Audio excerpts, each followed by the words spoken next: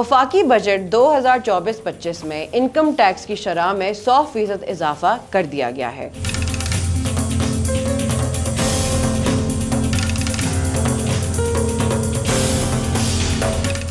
अगर आपकी माहाना तनख्वाह 50,000 रुपए है तो आप इनकम टैक्स से मुस्तस्ना हैं, लेकिन अगर आपकी तनख्वाह 60,000 रुपए है तो पहले आप उस पर माहाना 250 रुपए टैक्स देते थे, अब माहाना 500 रुपए इनकम टैक्स देंगे। माहाना 70,000 पे पहले आप 500 रुपए टैक्स देते थे, अब 1000 रुपए टैक्स देंगे। माहाना 80,000 रुपए तनख्वाह पाने वाले अफराद पहले 750 रुपए माहाना इनकम टैक्स देते थे, अब वो 1500 रुपए माहाना इनकम टैक्स देंगे। माहाना 90,000 रुपए कमाने वाले पहले 1000 रुपए माहाना इनकम टैक्स देते थे, अब वो 2000 रुपए इनकम टैक्स देंगे। जबकि 1 लाख रुपए तनख्वाह पाने वाले माहाना 1250 की बजाय 2500 रुपए टैक्स देंगे। अगर आपकी तनख्वाह 1,10,000 है तो आपका टैक्स 2500 से बढ़ाकर 4000 कर दिया गया है। 1,20,000 रुपए कमाने वाला शख्स 3,750 की बजाय 5,500 रुपए टैक्स अदा करेगा। 1,30,000 कमाने वाला शख्स 5,000 की जगह